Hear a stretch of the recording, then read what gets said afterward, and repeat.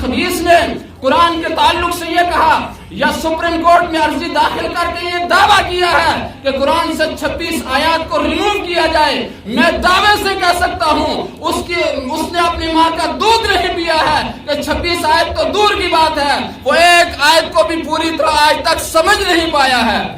اور قرآن ایک ایسا معجز نظام ہے، ایسا اعجاز والا کلام ہے کہ جب قرآن کو کوئی سمجھنا چاہتا ہے، قرآن کے قریب آنا چاہتا ہے تو وہ سمجھنے لگے تو قرآن اس کے دل پر اس قدر اثر انداز ہوتا ہے کہ اسے مجبور ہو جانا پڑتا ہے، وہ پڑھنا پڑتا ہے لا الہ الا اللہ محمد رسول اللہ۔ یہ قرآن ایک عظیم نظام حیات ہے۔ آج قرآن پر انگلی نہیں اٹھائی جا رہی ہے۔ قرآن جس نے نازل کیا اس سے پہلے صحائف آسمانی سینکڑوں کی تعداد میں آئے، کسی بھی صحیفے کی ذمہ داری، اس کا تحفظ، اس کا دفاع وہ قوم کے ذمہ یا انبیاء کے ذمہ ہوتا تھا۔ دنیا کی واحد ایک ایسی کتاب قرآن عظیم ہے کہ جس کی حفاظت آپ کے ذمہ نہیں، میرے ذمہ نہیں، نبی کونین کے ذمہ نہیں۔ رب نے قرآن نازل کیا تو یہ بھی ارشاد فرمایا انا نحن نزلنا الذکر وانا لہ لحافظون، قرآن اتارنے والے بھی ہم ہیں اور اسے بچانے والے بھی ہم ہیں۔ آقا ارشاد میں دین وچ اس لیے نکلے گا جس کے تین شکار وچ نکلے، دین میں پڑھے گا بڑی عاجزی نہ،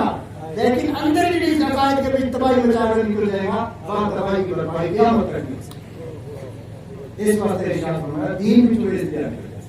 اور انہوں کی خود سی ایک کردار نہ دیکھا جائے، عقیدہ میں کہ نہ دسن والی چیز نہ اگر ٹٹوڑ کے دیکھا جائے، کبھی کوشش کی جائے محسوس کرنے کوئی چیز ایسی میں روح کی دستی ہے نہیں لیکن محسوس کی جا سکے، ہے نا، محسوس کی جا سکے۔ ہاتھ لائے لوگو، ٹھیک ہے، ہاتھ مارا لوگو، اس کو روح ہے، اس کا نکل جائے تو محسوس بھی نہیں کی، روح تو نہیں دستی لیکن روح کو احساس کی ہو جاتی ہے۔ اسی طرح اگر انہوں نے دین کا احساس کرنے کی تو ہم کوشش کریں گا تو انہوں نے دین کو ایک ذریعے وہ بھی ہو سے اثر بھی سے جس کے آپ تین شکار چنے کے بعد ہے اس کے کوئی اثر نہیں تو چلے کو ہمارا عقیدوں کا ایمان ہے یا نہیں۔ اب اللہ کا حبیب علیہ السلام کوئی صحابہ کی گل کچھ مرغیت کی گل یا چیز کو برواد کر رہے ہیں۔ اب آقا جہان اسلام کی بارگاہ میں صحابہ اور صحابہ کی عام نہیں، وہ صحابی جس نے حضرت عمر ابن خطاب کیا نہ کرے۔ اب چلن و انداز دیکھو، نبی کریم علیہ السلام کی واحد شخصیت ایسی ہے دنیا پوری میں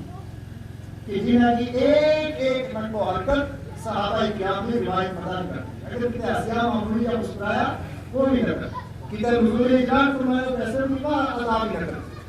سب کوئی نقل و حرکت جتنی بھی تھی سب کوئی نقل کرتا۔ اور کائے کمال کی گل یہ ہے کہ چونکہ بہت ساری ایسی چیز میں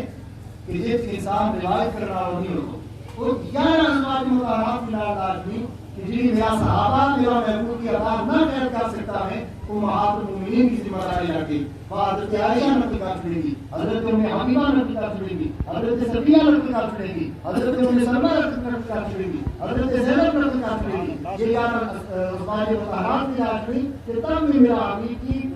ان گھڑیاں میں نقل کریو جن میں میرا صحابہ نے نقل کر سکتا۔ اس طرح عام پر میرا کس طرح کریں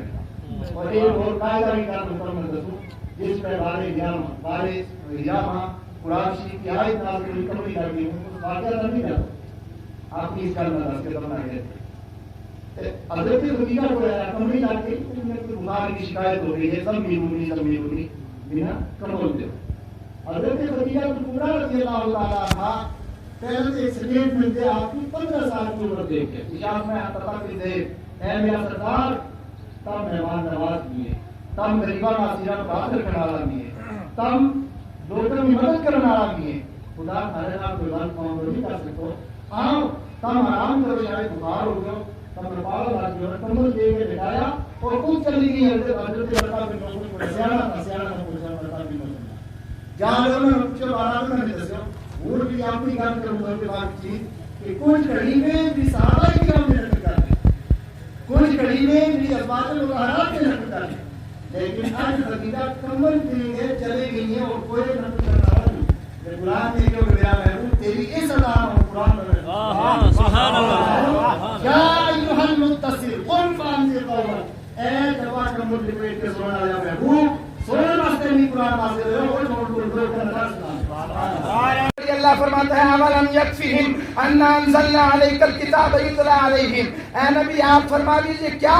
مسلمانوں کے لیے وہ کتاب کافی نہیں جو ہم نے آپ پہ نازل کی، جو ان پر تلاوت کی جاتی ہے؟ اللہ کہتا ہے کیا کافی نہیں؟ ہاں اس کا مطلب یہ کہ ہاں کافی ہے۔ میں نے کہا یا اللہ تو نے سرکار کے سینے کے ذریعے، آمنہ کے لال کے سینے کے ذریعے جو کتاب ہمیں عطا فرمائی وہ کتاب کیا ہے؟ تو رب کہتا ہے وہ مسلمانوں کے لیے کافی ہے۔ اور اس کتاب کے اندر کیا ہے یا اللہ؟ تو خدا نے کہا ان فی ذالک لرحمۃ وذکریٰ لقوم یؤمنون، اس کتاب کے اندر مومنین کے لیے رحمت بھی ہے اور نصیحت بھی ہے۔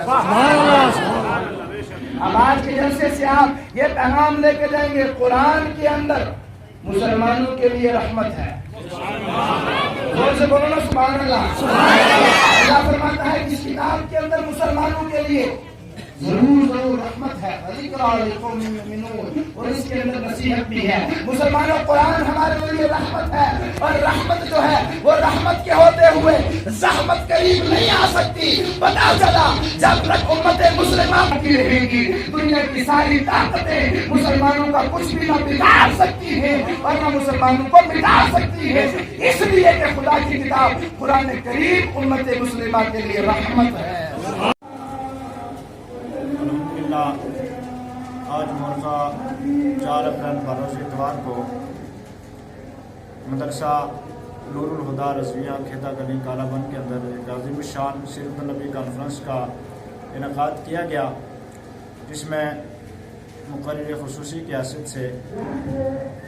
حضرت اللہ حضرت اللہ مولانا مفتی